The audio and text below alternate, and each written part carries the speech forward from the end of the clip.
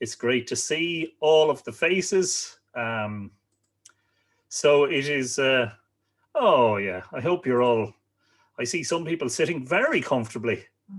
So I just wanted to say that I'm very fond of my furniture. And me and my recliner go way back. Dolores Whelan, don't laugh because that'll encourage me. Ladies and gentlemen, you're welcome to Live Irish Myths in Conversation. I'm Anthony Murphy, your host of Mythical Ireland. Tonight it gives me great delight and pleasure to welcome Dolores Whelan. Before we kick off, there's one announcement, well, two connected announcements. That is, I just wanted to say thank you from the bottom of my heart to every one of you who supported the fundraising campaign for the publication of Return to Segish. I hit the target today, and the files will be sent hopefully to the printer first thing in the morning. I was hoping to send them this evening, but I was having a few technical issues. So obviously something is telling me just to slow down. In the meantime, if you wish to pre-order a copy, pre-ordering is now open, and that's on the Mythical Ireland website. I'll paste the link into the chat where you can go directly to the page. But if you go on to mythicalireland.com and just go into gallery and shop and go to book, and in there, in my books, you'll see pre-order Return to Segish, signed copy. There you go. Wow. So that's the advertising done with. So, as you know, the first 4 episodes of Live Irish Myths in Conversation have featured men. So Dolores is going to be our first female participant. And full disclosure, before we start, Dolores and I know each other, and we've been friends for quite a long time, probably for about 15 or so years, Dolores, I'd say. So I don't have the same sort of nervousness about this guest because we know each other. And the idea is that we're just going to have a conversation and let things flow. I do have some questions from viewers, and I will ask those towards the end. And maybe if I get the chance, if time allows, maybe one or two of you might want to ask Dolores a question live, but no tricky ones. Try and make them easy. Dolores, I mean, just remind me for a second. What I can't exactly remember. How did we first get to know each other? We met with Fiona Fay, Lord rest her lovely soul. Yeah, in Strandfield. I was thinking about that today, sitting in the tiny little coffee shop that they had then, having coffee, I suppose. That's what we were probably doing, and conversations. And you were working in the Democrat, and you were rushing back to work, and Fiona and I were just kind of hanging loose, you know. Yeah. And then we met. After that, we met. We met a few times, but in 2012, I met you. I remember this very well. I met you at an event that Mary Condren organized, and Karen Ward was at the same event. And you and I were partners in some exercise we had to do. That's right. And you turned around to me and you said, I have a feeling we're going to work together. And this all just came back to me this evening. And so that's when we started. And and then then you invited me to launch your book on Newgrange, which was an amazing honor, and I just loved it. And and then you gave the talk at the Bridget of Forehead Festival in 2013, where you talked about the Cygnus constellation, and then Bridget got Karen Ward and myself totally excited about the possibility of walking from Forehead to Kildare, and we did the following year, in 2013. I suspect we'll be devoting a bit of time to that one. The event in which you and I were partnered, just so the audience can appreciate, I was speaking at, I think it was a Bridget's Day event. Yeah, it was. And I was one of 2 male speakers, but the entire room of participants were females. I was the only man in the room. And I think you felt sorry for me. And you said, well, I'll partner with Anthony because clearly he's out on a limb here.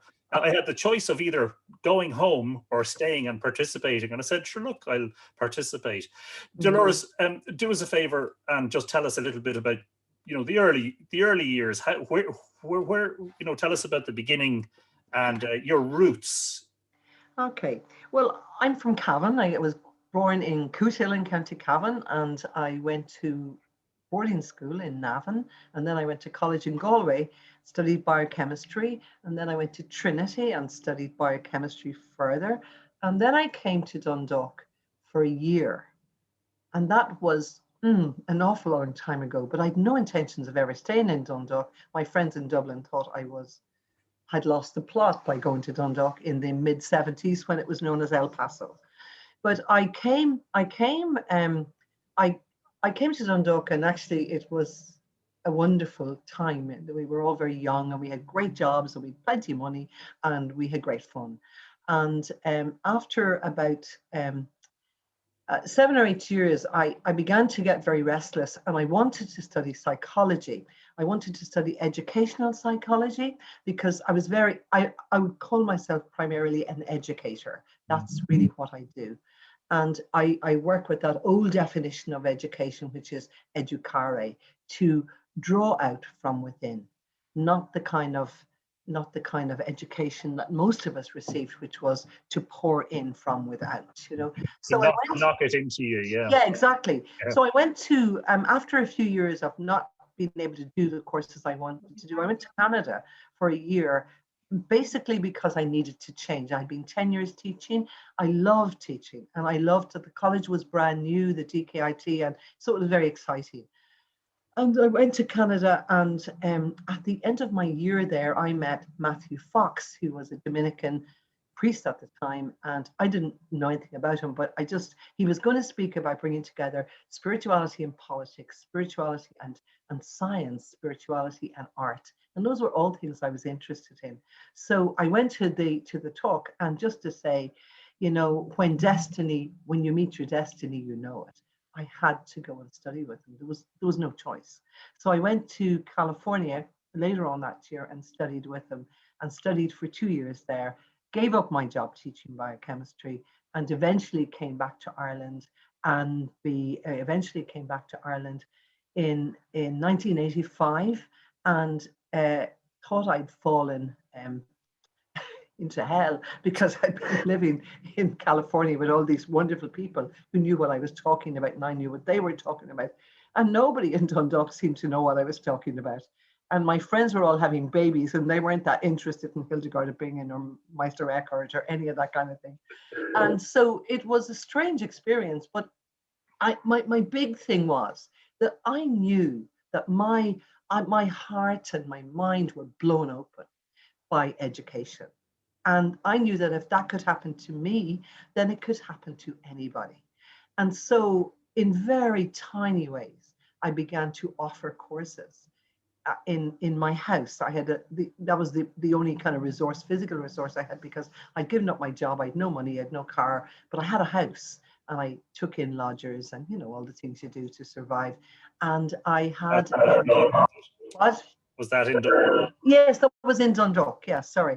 And then I started what I called the Umlanu Centre. And the word was chosen very carefully, because the word umlanu comes from the word umlan, which is full or wholeness. And my whole thing about education was, how can we offer education that is wholesome, that actually addresses the whole person? Because I'd been in education for, at that stage, I don't know, over 30 years now. Well, anyway, and it was always the same kind of education: left brain, rational, analytical. And while that is very important and very good, there's a huge gap in it. And then things like spirituality were taught through religion, and that was again a very different. Even the religious education was taught in that same left brain way. So when I was in California, and I had teachers like Matthew Fox, like this wonderful, oh my God, I can see her. Her name will come to me in a moment. And she was my spiritual director, and she was just amazing. Oh yes, Alexandra Kovacs. And she was from Hungary, but she lived in Canada, and she was an amazing.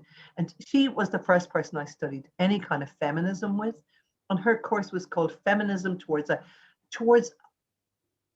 Wholeness. And then other people in the faculty were like Starhawk and Brian Swim and Matthew Fox and Thomas Berry. And I mean, it was just an amazing, mind-blowing experience for 2 years, So so I knew that anybody, if they get the right information, not knowledge, will be able to open up to more of who they are. That was the whole idea of Umlanu education. And we had a lovely logo, which is opening up a whole new world to you. And that's what it was about. And so from that, I taught courses in spirituality, and I taught courses in personal empowerment and lots of different things, and creativity. And I, in 1988, I was asked to bring a woman called Diani Wahoo with another group, with a group of people around Ireland, and to many sacred places. And in that journey, what I discovered was that I was totally disconnected from my spiritual roots. I didn't even know I had any deeper roots than Catholicism or Protestantism or whatever, or Judaism. I didn't know that we had a deeper spiritual tradition in this country. And what I was struck by, we went to many different places, and I can still see us up on the hill of Tara, and Podrigan Clancy playing her tin whistle, and we went to Ishnook, and we went to many different places. And on a few occasions in the minibus, when I sat beside Diani, the tears started to run down my face. And I had no idea what I was crying about. I wasn't sad, I wasn't unhappy. But later it came to me that I actually realized that it was a grief of being disconnected from my spiritual roots. I didn't have that language at that time, but eventually that's what it came to be. So I think I don't exactly know how I got into Bridget, or how she got into me might be more important. But I remember going to Fahard around 1991 or 92. And that whole journey with Bridget has been huge since then. So by this point, you were sort of, you were living in Dundalk. Oh, yeah. Back in 1985. Yeah. Probably against all your intuition, as you say, you thought you'd arrived in hell.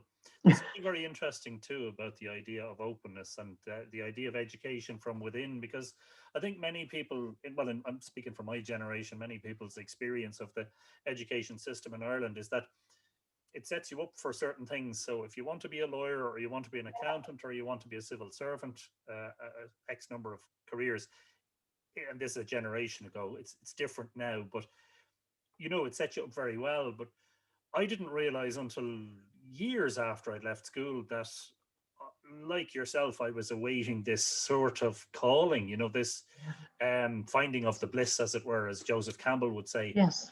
And I realize now, looking back, that some of the education that I sort of missed out on because I felt I wasn't interested in it is more of the stuff that I'd want to know now. Like, for instance, I wasn't very good at Irish in school, and I wasn't very interested in history, which is remarkable because now I'm trying to catch up on all of that. Yeah. But I agree with you completely in that there was always the sense that we're trying to knock it into you. And the leaving certificate, which is, for international viewers, essentially the end of your second level, your second level, education. It really is an exercise in learning and recalling. That's right. And I went to college, and sorry about the dog. He's going to be barking occasionally, so he's jealous because I'm in here and he's out there.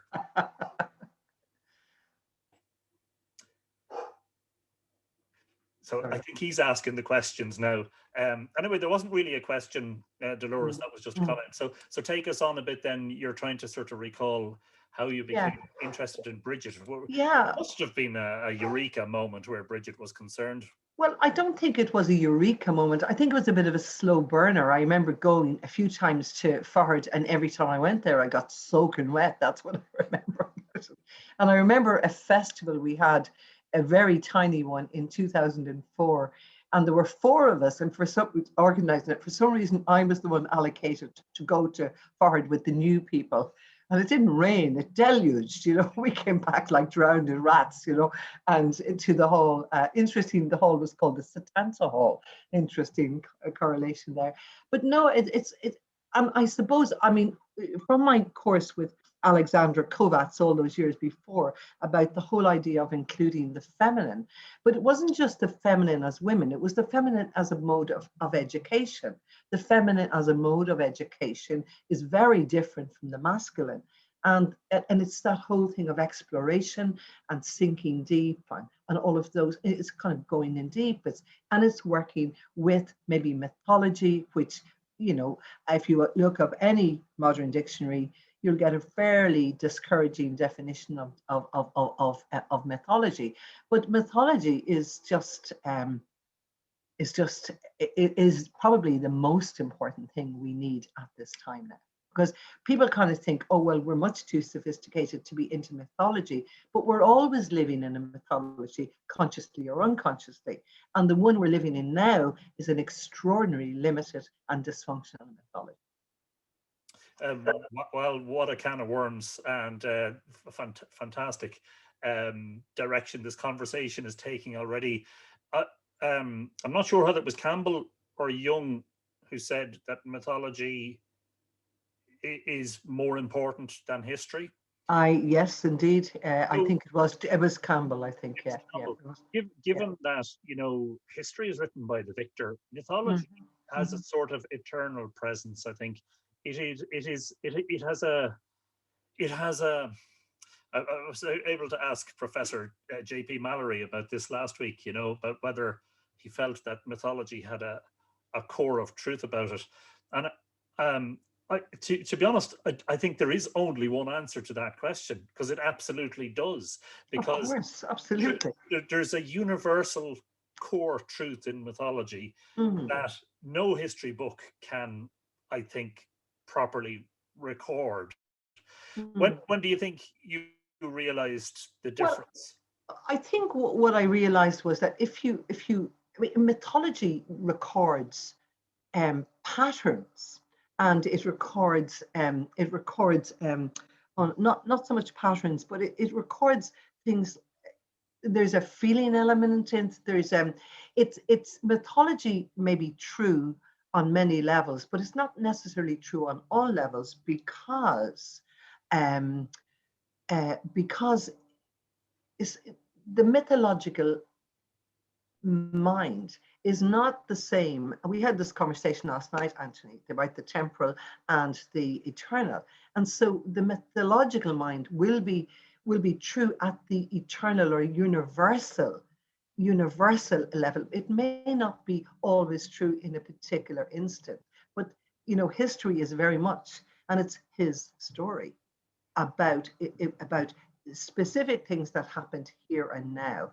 But behind what happened here and now, if you go in deeper, then there's a much deeper understanding to that. But with the history, we get, as you said, it's written by the victor, and we get that in a little sentence. But below all of that, there's a whole fabric of myths that cause that to happen. The history is like the piece at the top, and the mythology and the mythical understandings is really the web out of which that piece of history comes. Yeah, well, you know that a major feature of our mythology is, you know, the Laur Gawala, the invasion myth. Yes.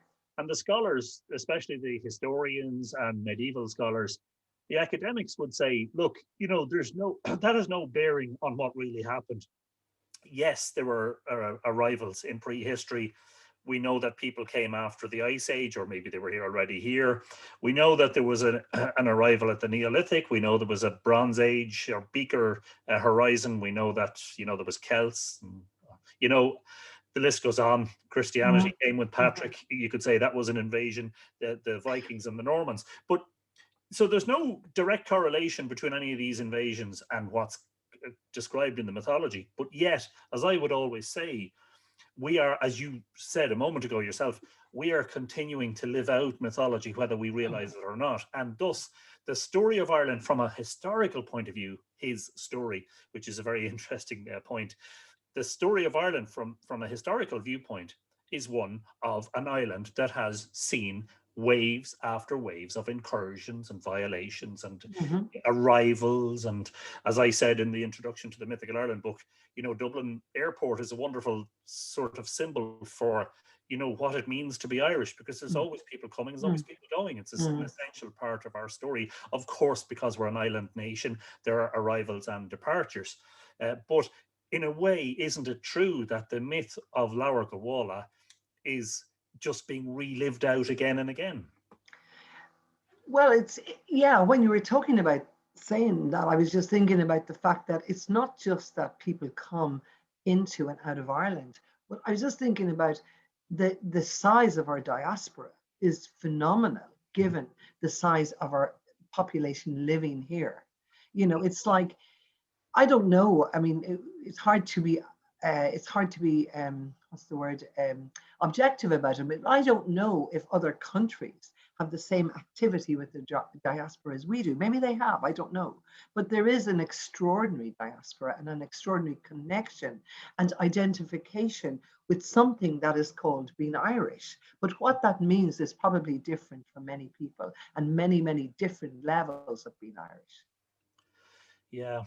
There are about 80 million people who claim Irish heritage, and there are only 4.5 million of us. I hope they don't come on the same weekend. 4.5 million in the Republic, and I'm not sure if is it 1 million or 1.5 million in Northern Ireland. I don't know. There are probably somewhere between 5 and 6 million people on the island, and 80 million around the world. Yeah, it is. It's an incredible story, and that's an indication of how, we've always, I think, well, there are those of us, I'm speaking personally, and maybe you might speak to this as well, but I feel very strongly rooted to the place. Very strongly. I have never had any desire to move out of the Boyne Valley, to move away from Drogheda, to travel, to go places, to live other places. Now, I know that, and some of them are friends of mine, people who couldn't wait to get out of Ireland, and there's this huge disparity between the two types. And we must introduce John Moriarty into the conversation, because yes, absolutely. I know that one of your favorite books is Invoking Ireland, and it's one of my favorites too. And Moriarty would have said that the nature of your arrival into Ireland really dictates the kind of life that you have here. And of course, as a sort of a poet philosopher, his work was what's the word, mythopoetic, and very hard to read. A lot of it. Extremely difficult at times. Moriarty kind of felt, I don't know, I look at Moriarty, the late great John Moriarty, absolutely wonderful. I look at him as a wild creature, almost like a bit of a tree who had put down roots. I mean, he with his wonderful white hair, with his big mop, his mane of white hair, and he was in the rat race. I mean, he was potentially going to be like yourself. He was an educator, and because he was extremely intelligent, he could have gone very far in the university sphere and been a professor of various things. Probably classical mythology would be one that would strike me. But he came home to Ireland to lead a simple life and to dig his garden. And he worked as a gardener for years and years and years in Connemara. Yeah, you have a nice garden. Speaking of which, I have a nice garden. Yes, there's something about that, isn't there? There's something about establishing that do you feel like you're putting down roots? I mean, you're in the shade of the Cooley Mountains there, and and my house is in a direct line with Bridget's well, and I didn't know that when I built it, which is really quite extraordinary. It's in a direct line. I can see the Hill of Ford from my top window. But no, I'm not a great gardener, I have to say. It's one of my weaknesses.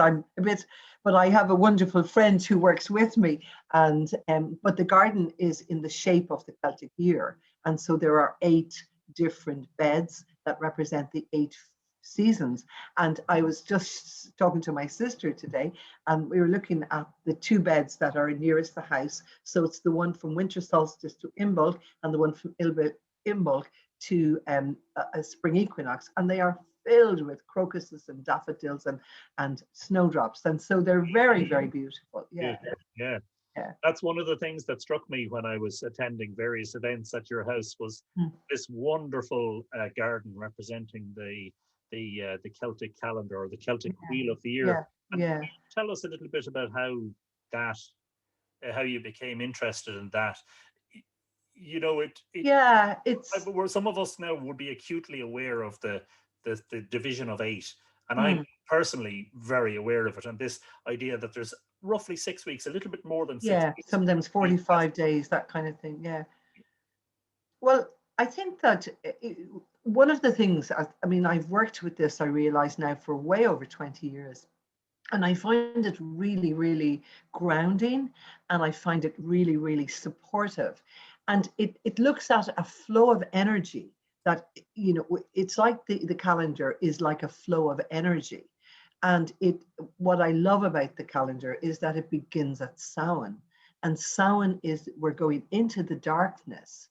And that is based, the calendar evolved from the mythology of the people who lived it, the mythology and the practices and the lived experiences of the people who lived here. So the fact that the people who lived here believed that night preceded day, that darkness preceded life, that darkness preceded light, that winter preceded summer, all of those things are reflected in the calendar. So we start the calendar going into the darkness, and we're there, and each of them is around 6 weeks. And it goes Samhain, winter solstice, Imbolc, spring equinox, Bealtaine, summer solstice, Lunasa, and back to autumn equinox.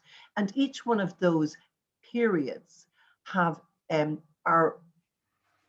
different energies, they have different tasks, and they have different challenges, and they bring about different aspects of ourselves. But when you go right around the calendar, and a person who is able to live in all of those 8 seasons is a person who has achieved wholeness. Because what's beautiful about that is, and I think it takes us a long, long time to be able to do that, is that when you have traversed the 8 seasons, you have to deal with all the different energies. You have to deal with all the different situations. And we as people tend to have aversions to certain things and addictions to other things. And Western culture is addicted to light and to summertime and to doing. And the balance is lost because we're terrified, or we don't like the being. We don't like being in the darkness. We don't like the non-doing, none of that.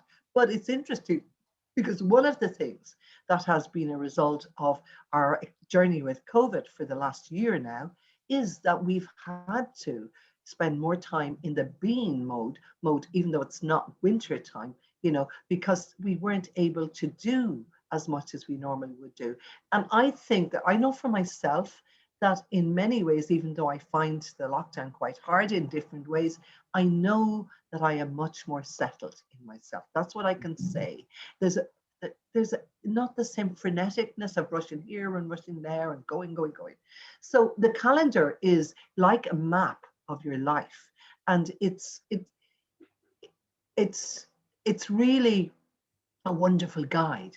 And if you can live, it doesn't mean that you will go through it like this, because life doesn't happen like that. You know, you might be doing really wonderful things in your Samhain part of your life, and then suddenly something happens like the pandemic, and we're all thrown into Samhain. And it's how do you deal with that sudden being thrown into a different place? That's, I suppose, the sign of wisdom or maturity. Do you have a favorite festival? I know that's probably a bit of a silly question, but is there I love all of them. I love all of them.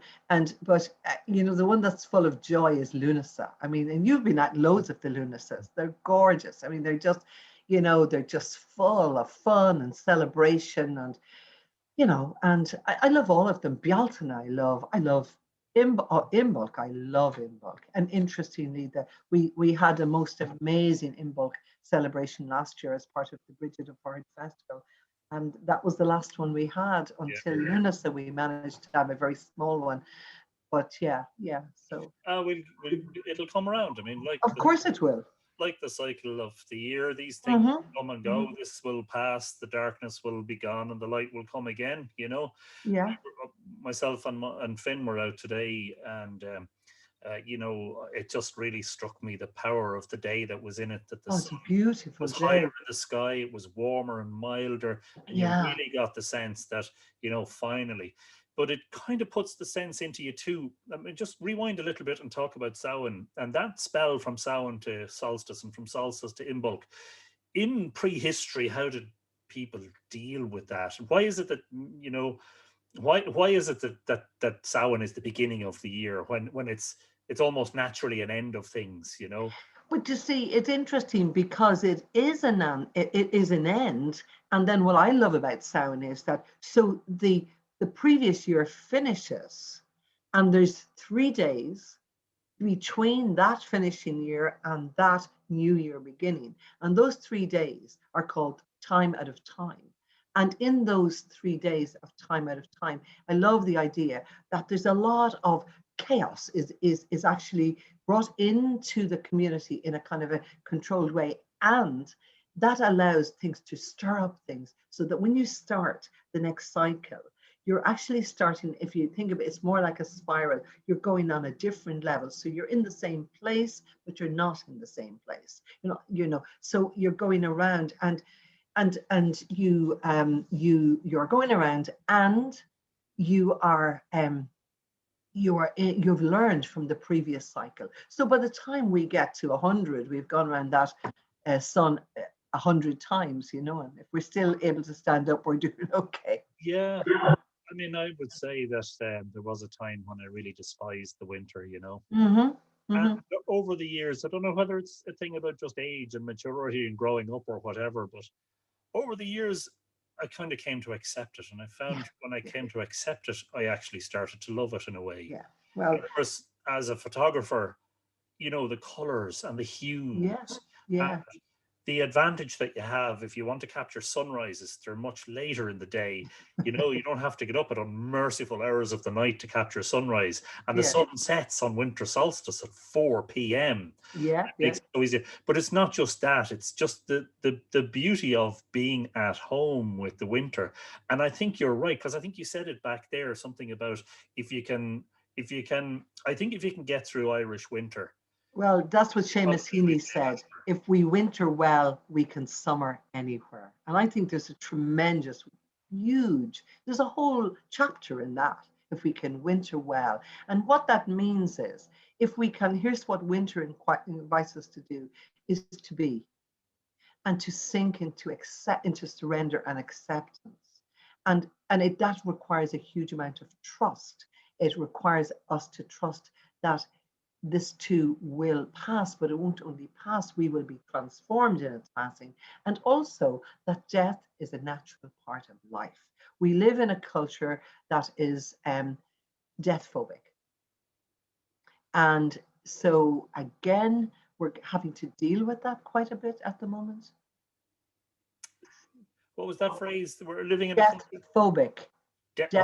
Phobia about death. Yeah, and the other thing too is, and this is really important, we have this, especially in Christianity, we have this idea of once off redemption.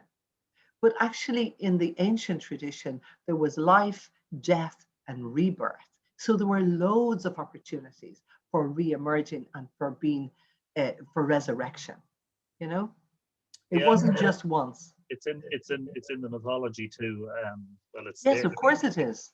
It's there immediately in Tuchmark Etain, but it's also there in myths that talk about changes and changes of form from creature to creature and from creature to human and from human back to creature again and that sort of thing, which I think that's that whole idea of different what's the word, shape-shifting, is it? Yes, shape-shifting indeed.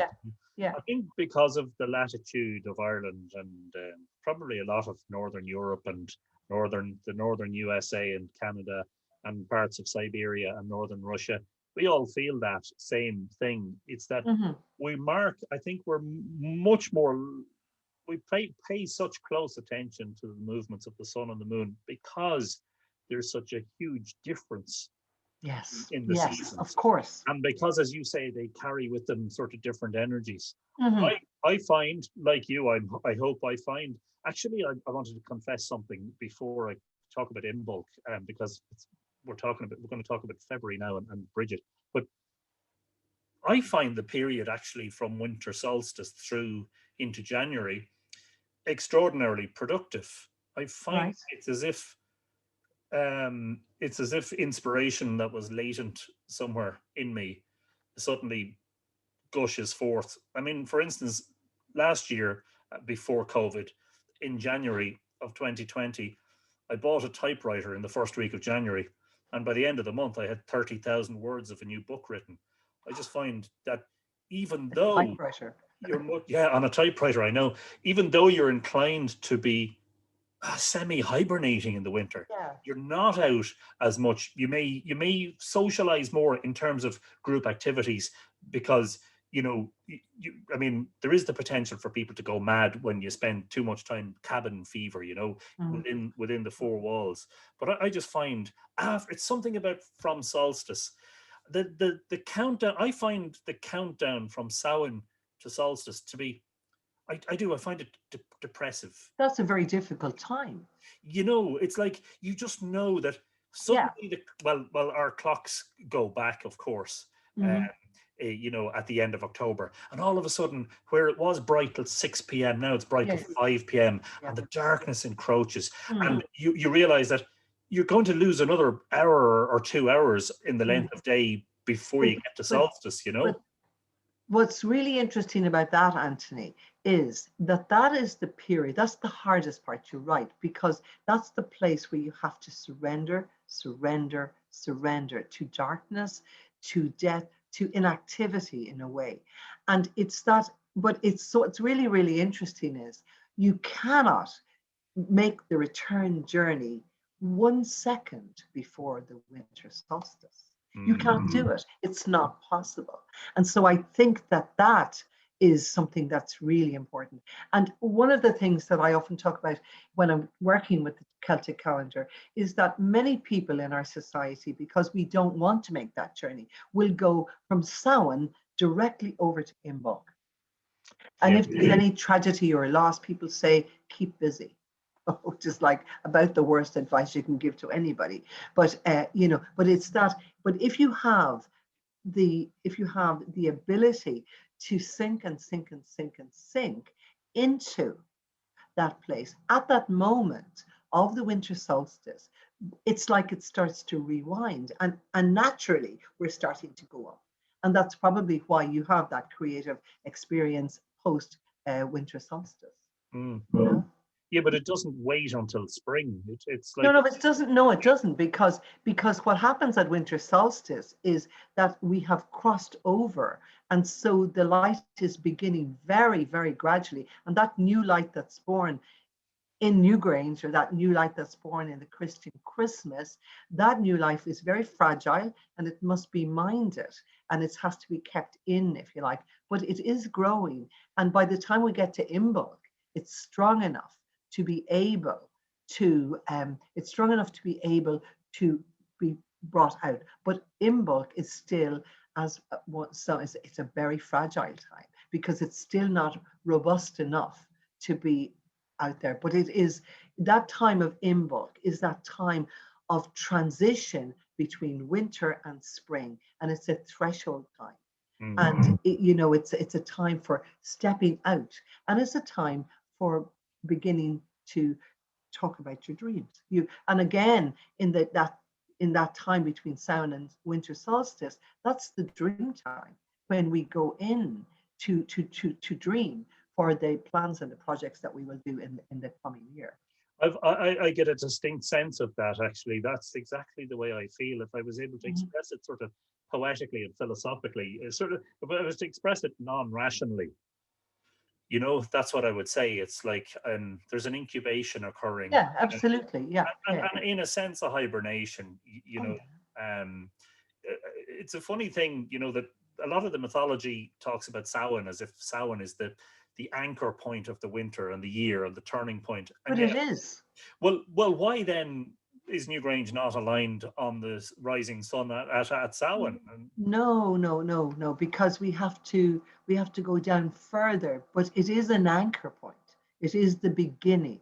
But you see, I'm not going to discuss Newgrange and Midsummer and Midwinter with you, because I only know that I've been there and it's the most amazing experience. But I mean, that's what the alignment was with.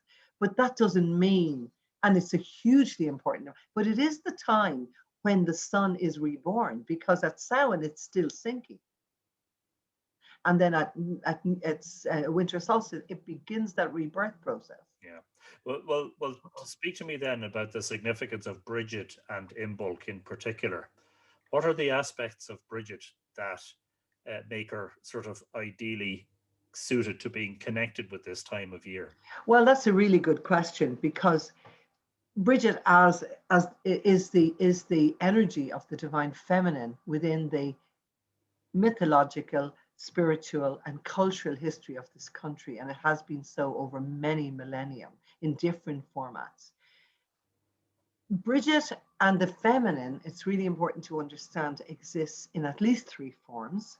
We tend to think of Bridget as the at the time of Imbolc as the young maiden of spring, but that's only one of her forms. Then we have the form of the mother in the May, June, that kind of time, and then we have the Kalyak, who is the divine feminine in her crone or hag, or the old woman, the old form of the feminine.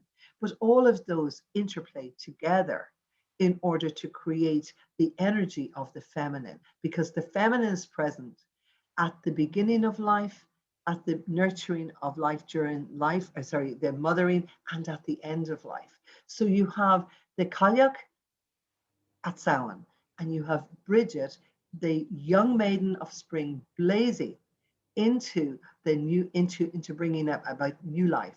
But that aspect of Bridget, the blazing aspect of her, comes only from having made the journey with the Kalyak.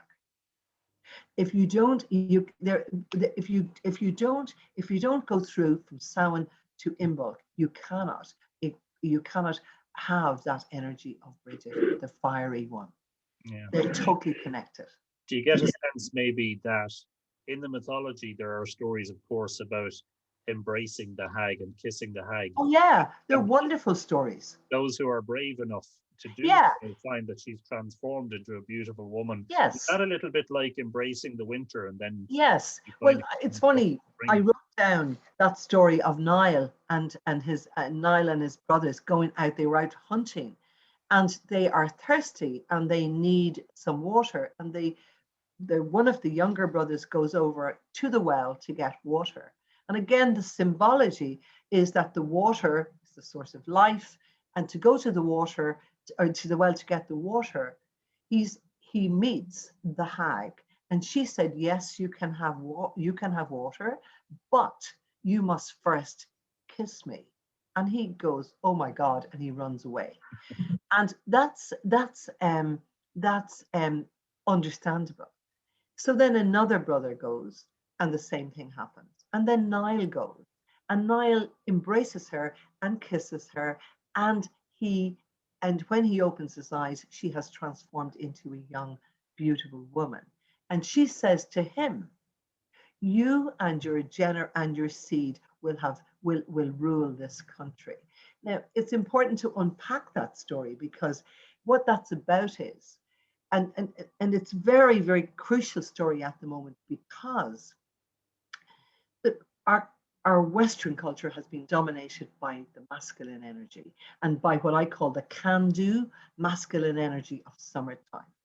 And that can-do masculine energy of summertime does not want to have to embrace that aspect of life which is old and which appears to be death towards death. But what that story tells me is that the one who got to rule over Ireland was the one who embraced the Kalyak, and in doing so embraced the hag and embraced the wisdom of the divine feminine. Yeah, and that story, of course, is featured in sort of many different variations, but all sort of around the same sort of theme. Of course, there are probably some academics who will say, no, that is clearly a contrivance on behalf of the Aeneal to try and legitimize their genealogies, etc., etc. But there's absolutely a core truth to it. It is a dream, and it is a myth that occurs not just in Ireland and an Irish myth, but in fact in European and world mythology as well. Yeah. Yeah, absolutely. So when you sort of embrace Bridget, you know, what happens? Like, what, you Your know? life changes. Well, I know I'll give you my perspective when it comes to it, but I want to get your perspective on it. You know, when you found yourself embracing Bridget and her story, how did that affect you or change you? Yeah, it's been a long time that I've been traveling with Bridget, or she's been traveling with me. And I always say that I never set out to do that. I mean, I never set out. I think somehow when your destiny finds you, you don't go out looking for your destiny. But somehow my part of my destiny was somehow in bringing more awareness of Bridget into my life and into the lives of many people. And that was strange because because I didn't have any I didn't have any connection with it from my family or from my education. It wasn't there. And I don't remember ever making the Bridget's Cross or anything like that. But I think what I would say is that if I think of the qualities of Bridget, I think that, you see, we don't know if Bridget really, existed at all at some level in historical terms, but we do know that she exists as a mythological figure, and that's much more important. And what's important with Bridget or with anybody is what are the qualities that they hold that set them apart from other people? So when I think of Bridget, I think of her as a threshold person, first of all, always holding two sides. So she's born at Imbolc, which is a threshold time. The story says she was born when her mother had one foot inside the house and one foot outside the house. And she was born of a pagan chieftain father and a Christian slave mother. Again, all these polarities. But she was a threshold person.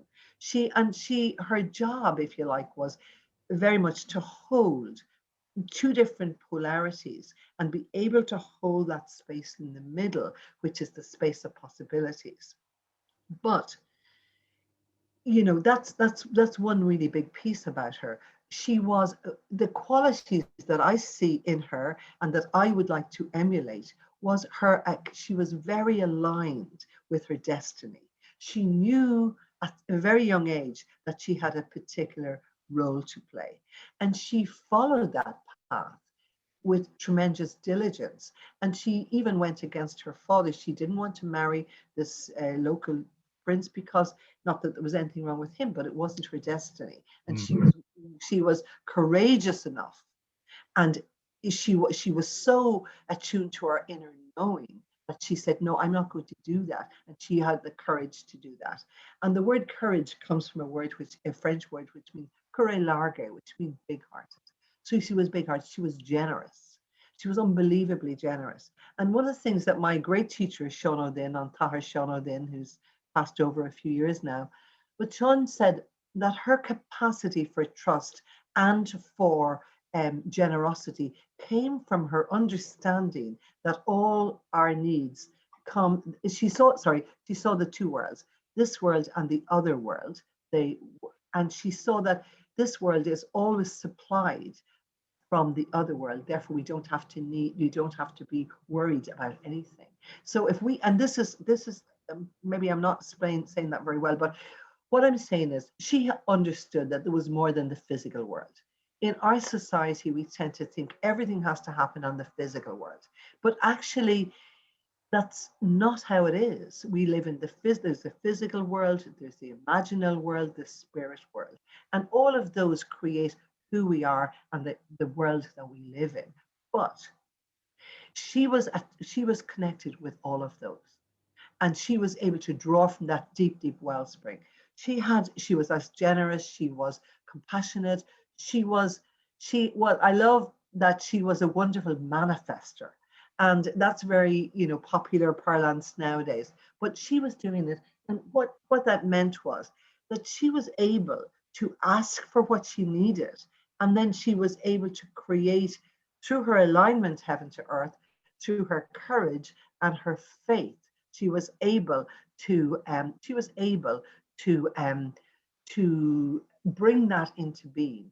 I love the story, and there's a great one. Everybody knows the story about her going to Kildare to look, and she was going to set up a monastery. And the king said, she said, could I have some land to build my monastery? And he more or less laughed at her and he said, be gone, woman. And she said, because one of the things I love about Bridget was she always found a way. She didn't insult people. She was very kind and caring. So she said, okay, could I just have the amount of land that my cloak will cover? And he laughed and he said, yes, of course you can. And then 3 of her sisters took the 4 corners and they walked and they walked and they walked. So what that tells me is that she was a manifester. And manifesting, you have to be aligned. You have to be hugely aligned. And she was, and she had absolute faith that what she needed would be supplied by some aspect of the universe. There's no need for me to say anything or ask any questions. Just, I'm sorry, there's a little bit of a problem with my sound tonight, and I have no idea what it is, but I'll do my best to try and keep on top of it. I was going to say there's no need for me to say anything. It's like we just keep listening to you all night. In relation to the mail, I mean, there's a clear aspect there of there was at least one incident in which she was being pursued by a gentleman, and in order to distract his attention, she plucked her eye out so that she would be ugly to him. But there is a sense of a sort of is there not sort of early medieval sort of feminism here? And in that regard, I'm going to ask you a question, and perhaps I should make a statement and ask you whether it's true or false. But given that Bridget was a contemporary of Patrick, isn't it the case that she has been very much overshadowed by Patrick? And how does that make you feel? Well, one thing that came to me one time, a statement, which was Bridget comes out of Ireland, Patrick came into Ireland. That's a very interesting way of putting it. I kind of feel that, Patrick was sort of, I mean, well, I'm sorry for saying this, but just when I see statues, I mean, the Hill of Tara is the obvious example. Oh, yes, I know. Statue of St. Patrick, and he has this very foreboding, almost angry, brooding look about him, And I think that Bridget sort of maintained a place in the hearts of the peasantry for many generations. I think she was sort of closer to a mother to them, a figure that they could really embrace and feel that was theirs. Yeah. Whereas, was there a fear of St. Patrick, and that was, I don't know. I just need to get some water. No, that's allowed. Yeah. So, ladies and gentlemen, now we're going to have a commercial break. Don't forget to pre-order your copy of Return to Segish on the Mythical Ireland website. Anyway, no, I think that's very important because you see, Patrick and Podrigan Clancy is a great resource on this, because Podrigan would say he was very much in the what do I want to say? Patrick was very much the Roman Church, or maybe not. Maybe it wasn't the Roman Church at that time. But you're right, and this is what I love here in Dundalk. Bridget is just like your granny. I mean, and it's like the people who I know who say, oh yeah, Bridget, and my dear wonderful friend Maura Lennon, she grew up right beside Ford, and she said they played in Ford. It wasn't, it's a little bit, contrived now, and not contrived, but it's a friend of mine who talks about the Christian part of Ford and the pagan part of Ford, but I don't do that myself. But like people, I go to Ford all the time. I have never gone to Ford that I was the only person there. I was there one day. I was going to Glencullen to give a talk, and as my practice is, I often go to Ford before I go to give a talk. Actually, I'd planned to go today, and I didn't go now that I think about it. But anyway, so I was talking to this lady. she was there, and we were just, and she said, I have a really important phone call to make. And so I came out to have a chat with Bridget about it. And it's exactly what you're saying. Bridget is this compassionate mother energy, divine mother. And you see, that Christianity was always totally patriarchal and totally male orientated. So obviously, families and women would feel much more aligned with Bridget. And, you know, a lovely story that my friend Maura would have told was that her mother, they had a big family, 12, I think. And she said that when something was going on and she couldn't get a resolution, she'd say, we'll have to leave it under Bridget's mantle. Because under Bridget's mantle, and this is very, very important, is that's, you know, what I see in that is that there are things we can't resolve now, but we live in a society that wants to resolve everything, right or wrong, in the moment. So if you leave it under Bridget's mantle, something may change because she brings in another dimension to the issue and to you. And then you'll begin to see the issue in a different way. Yeah. So I think that, I mean, as I said, Ford is a beautifully, beautiful place. And you know, we've just rediscovered, I have just rediscovered the beautiful little megalithic piece in the graveyard, which is called Bridget's Bed. And it's like, the first time I went there, and I've been going to Ford for years and I never knew about it. I was with a lovely woman from Canada, I think she was from, and we lay down. It was a lovely summer's day. We lay down in Bridget's bed and had a grand time getting the sun, you know. But no, I think you're right. I think it's because of that maternal. But remember, even though she was maternal, she also was challenging because she would she didn't let me say it this way. She was actually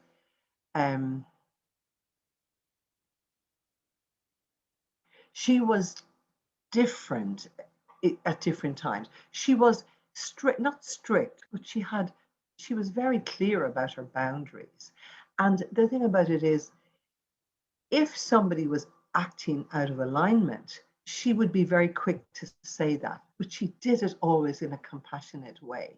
And I think, you know, as a woman who grew up in Ireland with a very, very distorted Catholicism, now that I reflect on it, it was really hard to love yourself because you were always being told about how bad you were, you know, and that's not healthy. And we, yeah. No, definitely not.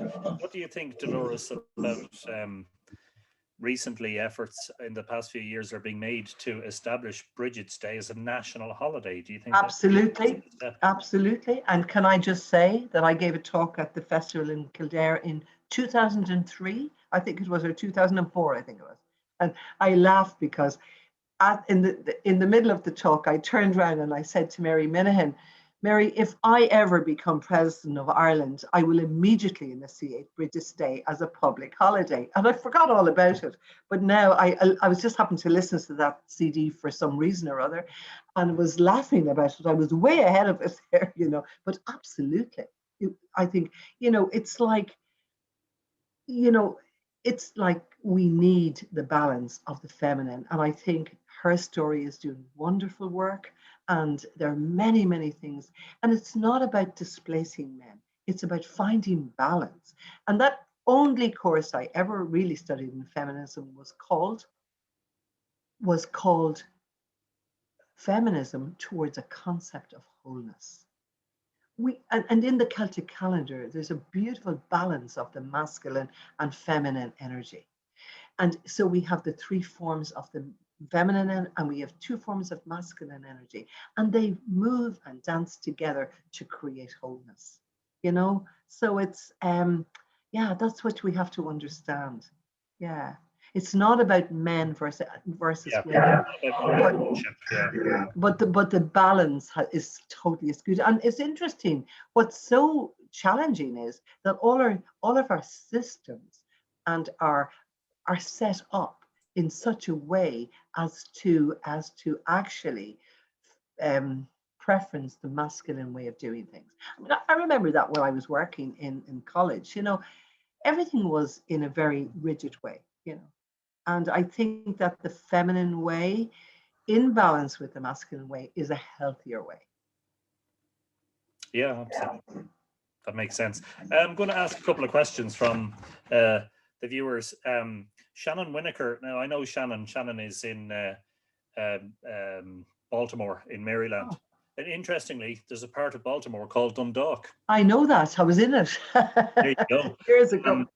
Shannon wants to know, how did you come up with the idea for the Bridget's Way pilgrimage? Oh, well, that was all Anthony Murphy's fault because we went to a talk that Anthony gave, and he talked about the Cygnus constellation, and I'm not really great on astrology.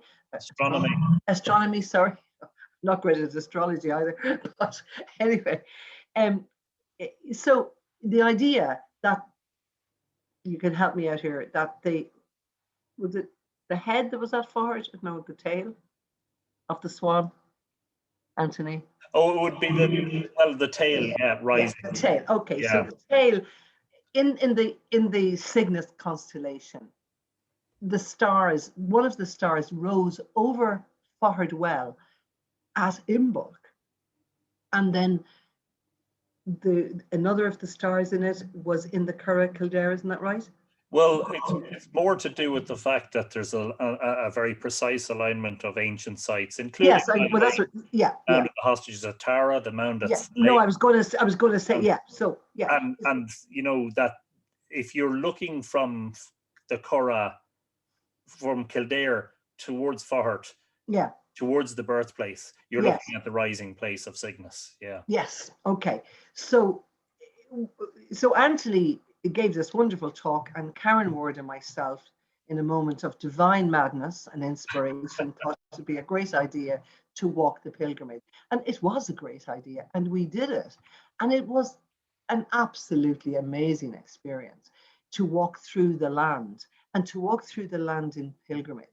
And one of my greatest, and I love pilgrimage, and I've been doing pilgrimages in Ireland since 1991, I think, and which I think was the first time I went to, oh my God, Kalyak. And but when you walk in pilgrimage, you're walking with awareness, and you're walking with an awareness of the sacredness of the earth. And there are many places that have special energies, and it's called Anamai Loci, or Anamai Loci is a place of soul. And when we go to these places, that have special energy, and when we go with respect, and when we go with open hearts, both our energy and the energy of that place is enhanced. And so people go to Tara, or they go to Newgrange, or they go to Iona, or they go to Ishnook, or wherever they go. But it's as you go to these places that you receive or don't receive the blessing of them. Because if you go in a disrespectful way, or you've not really, don't think, I don't what was you talking about? Somebody said to me one day, I don't know why people go to Iona. It's just a little rock. Well, if that's what you think of Iona, it's as you come to Iona, you will find Iona. The great Fiona MacLeod said, the great mystic from Scotland. So I think that the idea of the pilgrimage is a wonderful idea. We haven't done it, obviously, for the last 2 years, and I've kind of stepped out of the organizing of it now because I have other work I need to do. And so, but it's like we walked, and it was just the most wonderful experience that first year. The weather was scorching hot. And I remember Mary Minahan saying when we got into Kildare, she said, you blazed a trail from Fahard to Kildare, and we did. And it was absolutely magical. Now, it was tough some days, and the blisters were hard, and the sun was hot, and whatever, but it was a wonderful achievement. And it has happened for about 7 years. I can't remember now exactly, 6 or 7 years now. And it will continue, because what our job was to do was to open the path. And, somebody asked me how I would describe what I do, or who I am. And I kind of came to the awareness that I'm a wayshower. And that's just what I do. I go in at the time of something unfolding, and I can take that piece of it. It's a little bit like being at Imbolc. So that is a particular kind of energy, and then that yields to a different kind of energy and different people who can make it into, like, I wouldn't be any good at now making it into something that we could. What am I trying to say? I know that my job is initiating things, and I'm so proud of Karen and myself that we did that. It was a wonderful job. It was tough, but it was a wonderful, wonderful thing to do. And it's there now, and everybody can walk it. It brought so many people from around the world. Oh, absolutely. From New Zealand, Australia, America, Canada, England, and Ireland, and Germany, and it was wonderful. Shannon also wanted to know, she's looking forward to walking St. Bridget's Way when COVID is gone and when we can travel again. She's wondering would you suggest that she starts in planning the pilgrimage in terms of logistics and where to stay, how long to walk each day. But I mean, I think that's usually, you guys have good guidance on that on the website before. We have a very, very good website called bridgetsway.ie, and all those details are on it. Yeah. There you go, Shannon. So I hope that helps you. And maybe if you have any more questions, reach out by email. Joan Schroeder, also on email, said that she visited Iona a few years ago and climbed up climbed up to the Well of Eternal Youth as a Bridget association. Could you please tell her story there, and why is it called the Well of Eternal Youth? Oh, do you know? Okay. I don't know why it's called the Well of Eternal Youth, except that if you bathe in it, if you get in and swim in it, if you don't die, you'll never get old. But I think it's very interesting, the Well of Eternal Youth. But her association with what was that you said, Anthony?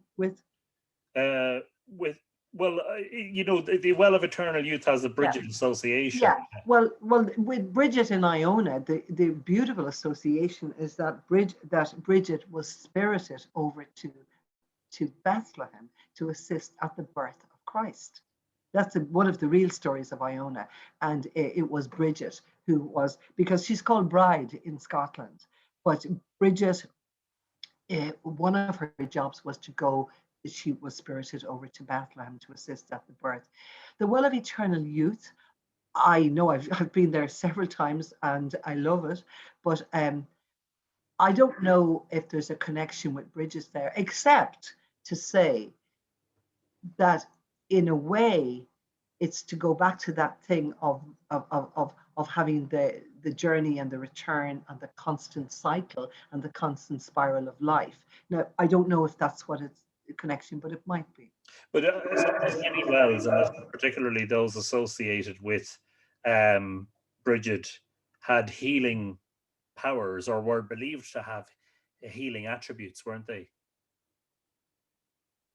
Yeah, sorry, say that again. I'm just saying many of the wells, the holy wells. Absolutely. Yeah, absolutely. Especially those associated with Bridget. Yeah. But I mean, you see, the well is one of the gateways into the other world and into the spiritual dimensions. And holy wells have been a huge part of Irish spirituality for thousands of years.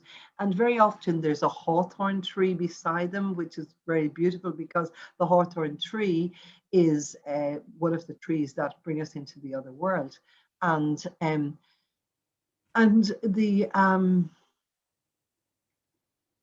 healing well, I mean, I think, all over the world there are healing wells, and that whole idea of wells helping us to cleanse what is not purification is always needed, and the two ways of purifying are fire and water. And I should say that Bridget fairly well got around the place, because I remember in 2006, I think it was, myself and Richard Moore went to Glastonbury for the first time Yes. and found somebody just pointing to a hill, says, over there, that's where St. Bridget stayed. And I said, Yeah. St. Bridget? And they said, yes, St. Bridget of Ireland. Oh, And yeah. the name of the townland is Beckery, which is from Bug Era. Small Ireland is what it was called, because Bridget had stayed there. I was immensely fascinated by that. And then we went up to the Tor, Glastonbury Tor, St. Michael's Tower, isn't it? Yeah, yeah. And there, as you walk up the pathway towards the tower, there, carved into a stone, is an image of Bridget milking the cow. Oh, wow. Wow. And further to that, there's a tradition that St. Patrick is buried in the grounds of Glastonbury Abbey. Incredible stuff. Anyway, yeah. It seems to be like Patrick and Bridget got around a fair bit. She did, absolutely. Whether they had the medieval version of a helicopter, or some sort of an armed escort, not an armed escort, but some sort of a personal escort to whisk them around the place. When you see so many, no, they could try. They were able to, what do you call it, time travel? I think they were. Yeah, of course they were. Places in Ireland that are called Patrickswell and Brideswell, for instance. Yeah. There are hundreds of examples. Yeah. There's one here in Drogheda, actually, Patrickswell Lane. The Bridewell, the Bridewell Guard Station in Dublin. There's another example. Joan McHugh, who's a regular viewer, on email asks, regarding the parentage of Bridget, does Dolores believe that the union between the Dagda and Macha produced the saint, or was it more likely the Christian finger pointing towards a Christian mother to a pagan father?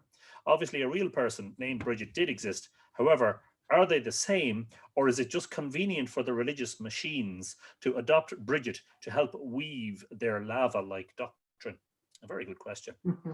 It is a very good question, but I think every era has had the divine feminine. And whether it was the time of Newgrange, or whether it was the Bronze Age, or any, there was always the feminine. There were many, many goddesses.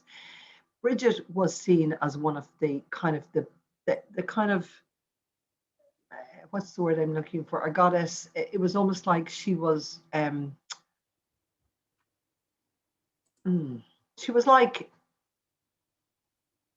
it's not coming to me, but she was one of the ones that was always there. And sometimes she was called different names. And I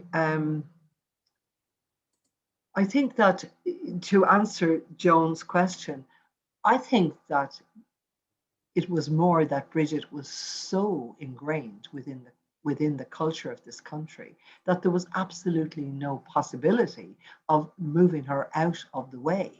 And so she had to be given a place. I mean, she was going to be part of our spiritual heritage and of our spiritual landscape. And she is, and she was. And I just think it was just coming to me then, that in Kildare, it said that the fire of Bridget, which was lit by Bridget, it burned for 700 years until the dissolution of the monasteries. And then in 1993, Mary Minahan and Rita Minahan and Phil O'Shea, they relit the flame of Bridget and began a whole new, if you like, time of Bridget, where we see Bridget now very different from Bridget, the pre-Christian goddess, or Bridget, the Christian saint. We see now Bridget as the way shower for wise living in the 21st century. That's how I would describe her. And she's for men and women, because she holds this eternal feminine energy, which is the mother energy. And it's like so often we see, and she's the earth connection. She connects us to the earth. So when you go to a place like Fard, it's very rural, and if you stand in the stream, that's very rural. And, it's like she's that grounding energy, I believe. Yeah, and wouldn't it be the case that, the world probably needs that kind of energy right now? Wouldn't it be the case that perhaps making Bridget's Day a national holiday would sort of help propagate that message out to the world? A new Bridget, as you say, or redefining or reimagining Bridget. Oh yeah, I think we're always 21st century. Yeah. Well, I mean, to me, she's an archetypal energy. So she's an archetypal energy, so she will always be reinvented in a modality that suits the time she's in. Yeah. Mm. Patricia Langton, again, another very Hi, regular Patricia. viewer. Yeah. Patricia says, I would like to ask Dolores, does she have suggestions about how to create a local Celtic ritual festival event in a community? Well, that's a very good question. Do you have a few hours? But I think that the first thing to do is to find out if there's an interest. And I think the one thing I would say is to start small. When we started, that first little event was 2004, and there was just a few people at it. And then in 2008, we had one event, I think, and then 2009 we had 2 or 3 events. And what's important to do, and this was the biggest success we had last year, was that we had a wonderful art competition for children's schools to create images of Bridget. And we've been very, very blessed in our association and working with Anton Arts Centre in Dundalk. They've been just fantastic. And so they took on board, they did a huge amount of that, and it was my colleague Roisin Cotter's idea to do this. It was utterly successful. And one of the things that we want to do now, and again it's Roisin's idea, is that we want to collect the stories from people who might be in their 70s or 80s or 90s about Bridget, because Bridget was so much part of Dundalk and County Louth and Armagh, you know, that because we're in Oriel, you know, and it's like, you know, the border is quite invisible where we live, you know, and so yeah, I think so. Patricia, just start small. And we have loads of resources which we're happy to share. We have a lovely new website, the Bridget of Fahart Fest, bridgetoffarhat.ie, and very soon, in a week or so, we did a really wonderful thing this year in COVID. We did an online celebration of Bridget, and we filmed a lot of it at Fahart, and it will be available on our website. It will be available on our website in about a week. So you know, and we're really happy to share resources with people, you know, because this is about bringing balance and harmony and transformation, because Bridget was a woman who pioneered transformation in a challenging time. And where are we now? In a very challenging time. What do we need? Transformation. And we need transformation at the core of our society, because we have lost our sense of who we are. We've lost our alignment with the planet. And because of it, because we as humans have lost our alignment with the planet, so much of what we do causes problems, you know? Yeah, yeah. Brilliant. And one question from Jermone, and that's via email. How much do we know? This is a very good question, and I know we've already spoken about it. Perhaps we could take it further. How much do we know about Bridget the goddess? And could you speak a little bit more, perhaps, about the connection between Bridget and the Kalyak? Well, yeah. There is, I was talking to somebody about, there are Bridgets in Italy, in Holland, in Sweden, in England, as we said. Bridget is an archetypal energy of the divine feminine. So she has appeared in many, many different ways, different guises, in different times and in different cultures. But always she, always she is the divine feminine. That's the divine feminine archetype. And so, sorry, I've forgotten, what was the other part of that question? Well, it was about how much do we know about her, the goddess? Yeah, well, I think there's loads that we know about her. And there's so many books on the goddesses now. Fabulously so. And I think you just have to, Miranda Green has a beautiful book, Celtic Goddesses. That's a very good book. excellent one. That's quite an older one, but there are many, many new. I can't just recall them at the moment, But if you Google, you'll get loads of books on goddesses. But the goddess, even though Bridget became a Christian saint, she did not lose her energy as a goddess. Yeah, brilliant. It strikes me, Dolores, that we haven't spoken at all about your written work. We should say a little bit about Ever Ancient, Ever New, just a little bit even. When that book is widely known and well read, and it's in its third or fourth iteration now, isn't it? Yeah, it is. And I've sold more copies of it in the last year than I did in the previous 5 years.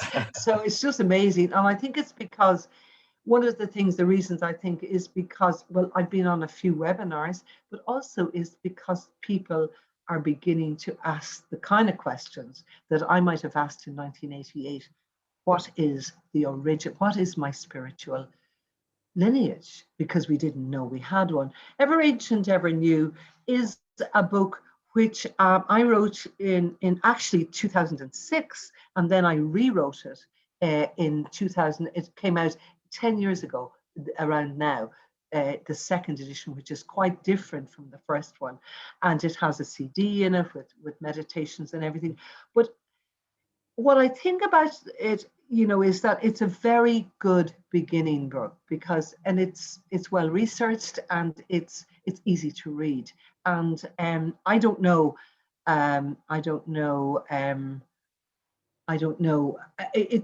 I think people would call it a good primer. It's a good primer in Celtic spirituality. And I had I was so blessed. I was mentored by Untitled Chapter, and he was one of the leading spiritual people who understood Celtic spirituality at an incredibly deep level. Yeah, just for the viewers who are not familiar with Father Sean O'Dinn, he was a monk at Glenstall Abbey, but he was known by his colleagues as the Druid. Of course he was. He had a shock of white hair, and when he would speak, it would go like this. He was wonderful. I had the very great pleasure of meeting Father O'Dinn in, I think it was 2012 in Wexford. Right. And even at that stage, in Wexford. Oh, yes. And in New Ross. And I believe he, at that stage, he was in his early 80s. And he managed to come up to the top of Slieve Calcha with us. He signed his copy of In Search of the Awesome Mystery for me. I'm just so chuffed that that I thought about bringing the book there, to get him to sign it, because I think he passed away a few years later. Oh yeah, about 2 years later, yeah. And you're right. What an incredible! But even the title of the book, In Search of the Awesome Mystery. No, you see, this is what I loved about Sean. He didn't talk in linear, and I don't talk in linear ways. I can't do it anymore. I used to write out lectures. I can't do that at all. And anything I wrote today, you didn't ask me anyway. So but it's like, no, Sean O'Dinn was a real Druid. He was a Druid, and he was very wise, and he was very generous. He was a real generous spirit. Yeah. And like, I remember meeting him in Bewley's one day in Dublin for a coffee, and he wrote out some words for me on a napkin from Bewley's. I still have it. Like, he was just so unaffected. Emerging from the Christian tradition. Speak for a moment, Dolores, if you would. About? I'm curious about something, right? I get the impression that some of the people who are coming at modern spiritual belief, let's call it Celtic spirituality, let's call it paganism, they come at it from the point of view of a sort of a deep dislike for Christianity. And yet here we have a man who emerges out of the Christian tradition and is very, very immersed in the so-called pagan stuff. Well, you see, for the last 4 censuses, I've always signed myself as Celtic Christian, because I do believe in Christianity. I have great difficulty with Roman Catholicism, but the actual idea of the birth of Christ, because I see it as an evolutionary thing, and Sean O'Dinn deals with that really well. He talked about how the divine was found initially in initially in the landscape, and then in goddesses, and then eventually in the Christ. Now, I see that as an evolutionary thing. I think we're always evolving. But I think Shonodin managed.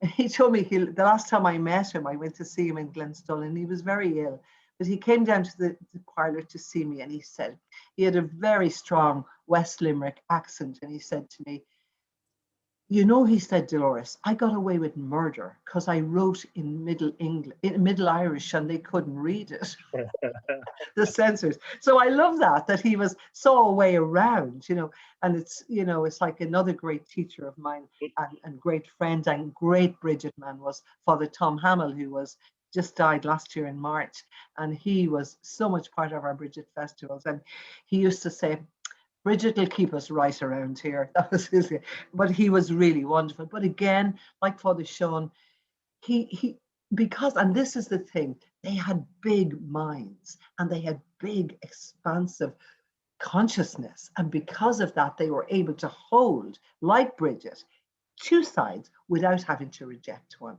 I would never call myself a pagan. I don't see myself as a pagan, and the word pagan means country folk.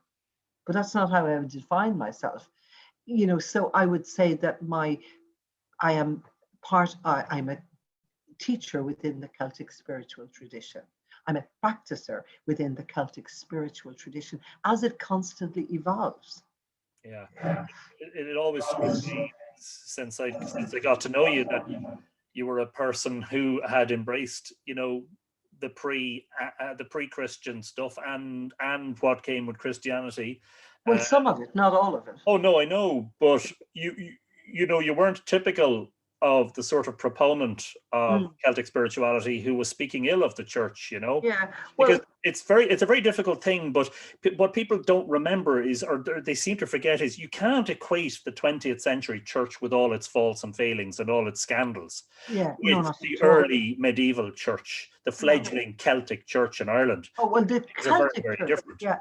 I mean, the Celtic church in Ireland gave us such riches. I was on a webinar that Dara Malloy was on the other evening, and Dara and I go back a long, long way. And I was reminded of he was such a wonderful proponent of real education, and he always protested against the exams. But then I can't remember when it was. Oh, I do remember. It was 1988. He had a conference at Clonard in the grounds of the monastery that St. Kieran set up. And he had Ivan Illich, he had Michael D, he had me, and a few other speakers. And, it's like, and so it's about, it's having a mind that's big enough to hold opposites. And we live in a culture that wants everything to be right. This is black or white, right or wrong. I need to know now, Us and them, and let's build Yeah. walls, and let's build Yeah, borders, absolutely. and let's Yeah. talk about race and color as if it matters. Yeah. Let's discriminate against people on the grounds of their creed, on the Yeah. grounds of their Yeah. Yeah. so Yeah. you're absolutely right. More of it, Dolores. Yeah, absolutely. You're actually. It strikes me that you're a brave soul in a sort of an ever darkening world. That somebody who wants to hold that torch, just like Bridget did, and perhaps Mm. you are a sort of a modern personification of that archetype. If I could say that much, in your praise, if you don't blush too much when I say it.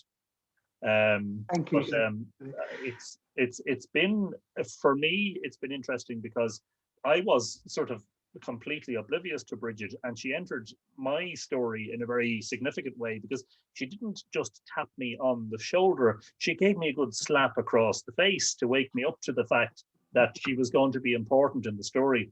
And I just wanted to relate one thing that some of the viewers to the Bridget Festival in Vancouver would have got a taste of, and that is, after I discovered what we now call the Bridget's Way alignment of ancient sites, this very precise alignment, I found, while I was in the Democrat in those years in Dundalk, I found that my grandmother's house actually lay precisely on this alignment, very close to the bridge over the Castletown River in Dundalk at the top end of Bridge Street.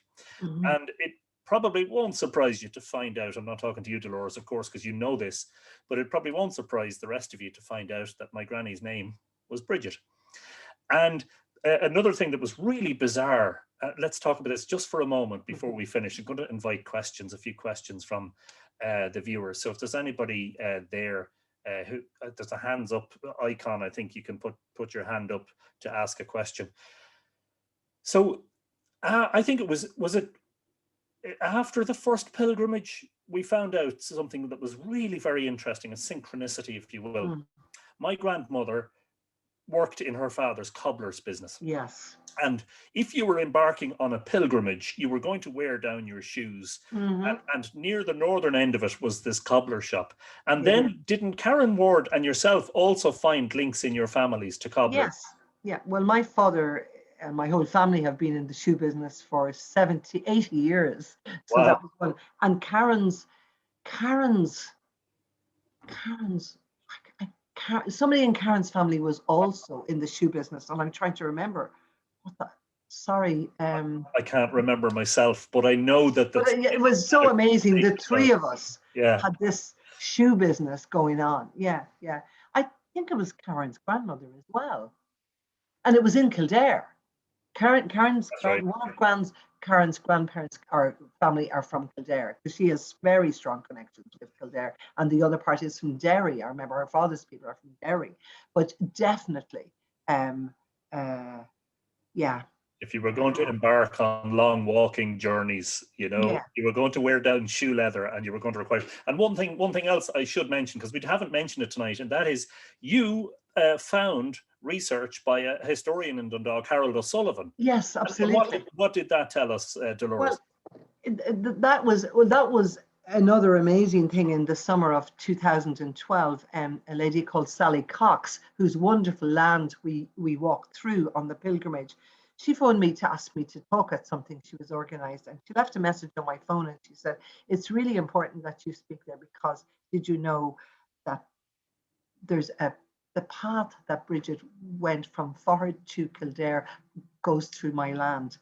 I didn't know her land, but I did know Harold O'Sullivan, he's since died. He was a local historian, and he had tracked that the path from Fahard, the road from Fahard to Kildare, went through her land, which is called Lisnawilly. And then it comes over, it comes out onto the RD road, and but it's yeah, that was extraordinary. There was an old pilgrim path between Kildare. Yeah, that's what he said basically, and we were just flabbergasted. Yeah. Amazing stuff. It was a time of bizarre coincidences. I remember the day I discovered that my granny's house was on the alignment. I discovered that during lunchtime in work, and on my way home that very day, I got a phone call from Sean Gilmartin. And Sean yes, said, of course, Sean. How are you keeping? And I said, I'm grand, Sean. What's the story? Talking to him on the phone, and he says, I'm organising a little event. I'm doing a talk, and I think you might be interested in coming along. I said, oh, grand. Where is it on? He said, it's on in Balbriggan Library on such and such a date on the 1st of February, or something around in bulk, And I said, what's the subject? He said, Bridget. Nearly. I know. On the phone while driving, by the way, but that's the way I tell the story. The way things happened. That there were so many curious coincidences around it. Oh yeah, absolutely. And I mean, I remember Anthony and Karen and I met. Karen and I took a day off to going around different places, and we stopped to meet you in Slane. That's and right. You read a passage from your book on Newgrange, and you were crying and I was crying. It was just so profound. And the next day, Karen and I went to Tara, and Sandra Nelson was working there, and Karen was talking to Sandra, and Sandra said, she was saying about the road, the pilgrimage, and Sandra said, oh, that's funny. She said, in the last few readings I've had, the word Camino keeps coming up. And we said, no, well, the Camino is in Spain. But she said it was outside this door. And we went, oh my God. And then we met some other people in the coffee shop, and it was completely bizarre, So it was like, on the alignment, yeah. Sorry, yeah. Brilliant stuff. Okay. I think if Dolores, if you don't mind hanging on for a few more minutes, we'll just open it up. Do you have the painting? Do you have the photograph of the painting Of Bridget, the mural? No, it's okay. I'm not. You sent it to me on email. How do I? Yeah, don't worry. I don't leave it. Don't worry about it. I wouldn't have a notion. I'll tell you what I'll do. I'll share it on the Mythical Ireland page later on. Please, that would be great. Yeah, because yeah. But just to say one thing, like what we discovered in the last, and this is about timing. One of the things I've learned is that timing is of the essence, and you know. There's a festival in Dundalk called the Sikh Festival, and they've put up lots of murals, beautiful murals around Dundalk. Yeah. But myself and Rasheen contacted them last February and said, would you consider doing a mural of Bridget? And to our wonderful amazement, they said yes, absolutely. And now we have this stunning mural. It's fantastic. And it's in Bridge Street. Where else would it be? But in Bridge Street, beside his granny's shop. But it's like, and you just see it, and you just stop and you go, oh my God. And the beautiful artist, her name is Friz, F-R-I-Z. She lives in Belfast, and you can buy images of the mural if you want. I'm going to order some myself, and yeah. So. I'm just going to switch to gallery view and just see if anybody wants to just wave their hand or put their hand up for a question. I'll see if I can spot anybody. We might take one or two questions. Anybody? Oh, everybody's shy tonight. I don't see any hands up.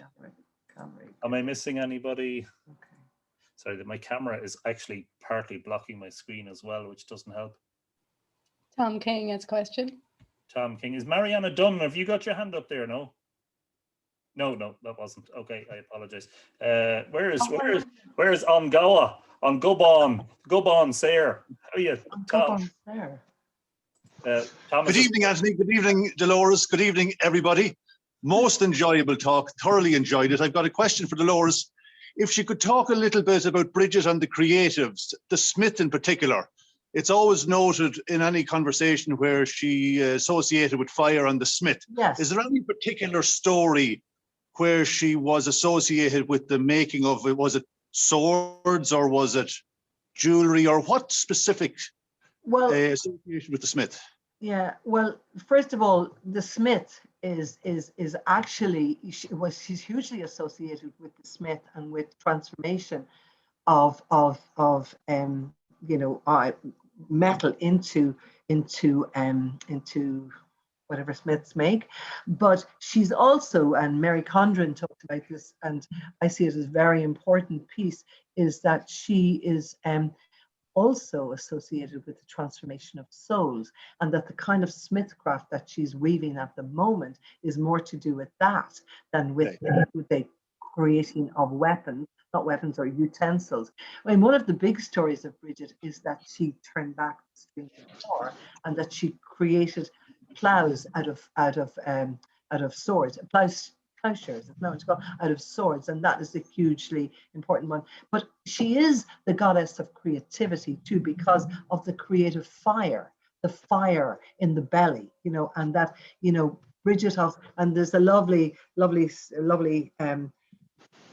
piece, Bridget of the flame, that holy name, Bridget of the healing well. What's that? Oh gosh, wow. Yeah. Yeah. Can you see that now? Yes. Beautiful. Stunning. You mid-flow. Okay. That's the mural. Yeah. Sorry, that's the mural. Yeah. I just realized I could actually share it, so I apologize for interrupting you while you were talking. Yeah.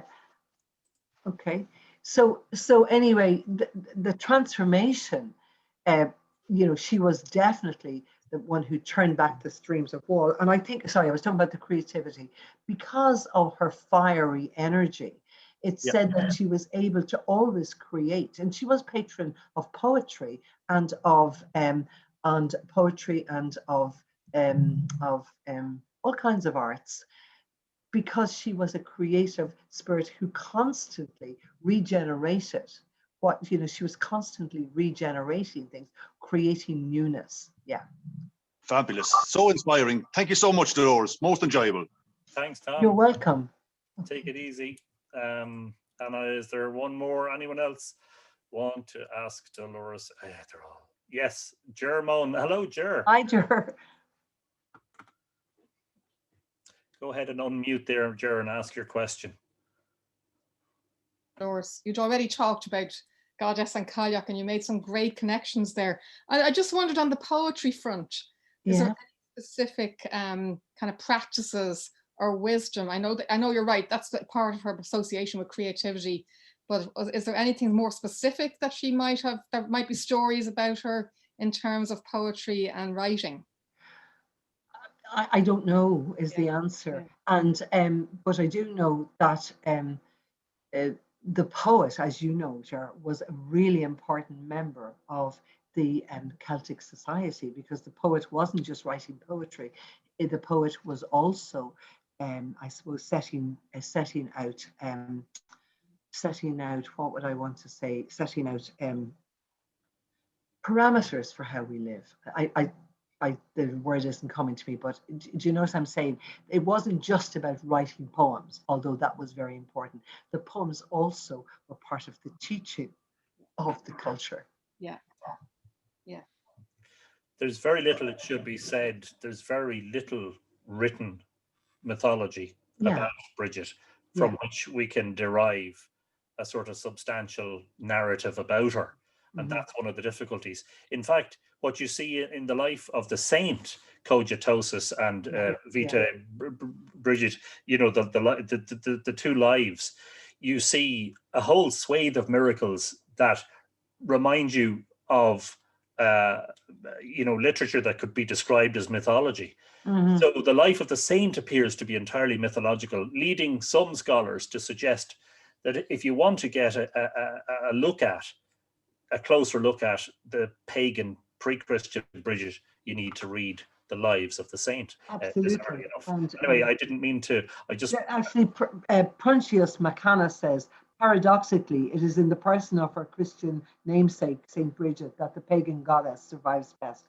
For it is historical element. Sorry, if the historical elements of the legend of Saint Bridget is slight, the mythological element is correspondingly extensive, and it is clear beyond question that the saint has usurped the role of the goddess and much of her mythological tradition. It must be accepted that no clear distinction can be made between the goddess and the saint, and in all probability, Bridget's great monastery at Kildare might have been formerly a pagan sanctuary. That's from Proncius Macanna. Brilliant. Thanks, Dolores. If there was one more, if there isn't, that's okay. But if anybody wants to raise a hand quickly, just do that and I'll just keep an eye out for you. No, are we done? Are we done with the questions? Well, believe it or not, Dolores, we have been speaking for 1 hour and 3/4. And it feels like, well, from my point of view, it feels like half an hour, but it's been thoroughly fascinating. Several people, I'm trying to concentrate on the conversation, but I did notice in the comments, several people would like to hear you again and another conversation. So because these things are like flowing rivers and they can go in many different directions, just want to make sure there's nothing specific. Anthony, could you post a link to the Bridget mural? Yes, I just shared that, but I'll post it on. It's on our website. It's on the Bridget of Fahard website. There you go. Yeah. And the artist's name is Friz, F-R-I-Z, and she's on Facebook. Brilliant. And then just a lot of people saying that they have enjoyed listening to you, Dolores, and that you're full of wisdom. So there you go. It's all praiseworthy. Anyway, all that remains for me to do is to close out and to say thanks for watching. Don't forget that next week we have Mairead Carew. Sorry, I had to think of that for a second. Who is the author of a book about the Ark of the Covenant at the Hill of Tara and British Israelites and the role they had in vandalizing Tara just over a century ago. So that will be a fascinating talk. And the following week, on the 1st of March, I have to make sure I got this. No, sorry, no, that's wrong. next week's is the 1st of March. Yeah. On the 8th of March, then, we have Patrick McCafferty talking about comets in Irish mythology. That would be fascinating. Dolores, I know that you'll come back again, and I know that you're a very good friend, and I think I speak on everybody's behalf when I say we've thoroughly enjoyed your wisdom tonight. Thank you. All I can do in the meantime is to encourage people to continue to stay well and stay safe, and do what you have to do to make sure we get over this situation that we're currently in. Of course, these Zoom talks, I hope, are helping in that regard. And I might just add in another sneaky mention of Return to Segish. Don't forget to pre-order your copy on the website. There you go. In the meantime, what we do at the end of each week is we allow everyone to unmute and say goodbye and thank you, or whatever it is they want to say. So Thank you. Thank you. Thanks, Dolores. Thank you, Dolores. Enjoyed it very much. Thanks, Dolores. Thanks, Barbara. Thanks, Leslie. Thanks, Anthony and Tracy, too. Thank you, Anthony. Great meeting. And Bye-bye. Thank you. bye-bye. Bye, Dolores. Thank you. Thanks, Dolores. Thanks, Anthony. Thank you. Thanks, Anthony. Thank you. Thank you, everyone. We're done for 20 minutes. Okay, how do I turn this off 20 now? minutes for this. Okay. Oh, jeez. Thanks, Dolores. Bye-bye. Which Bye. button? Thank Good night, you. all.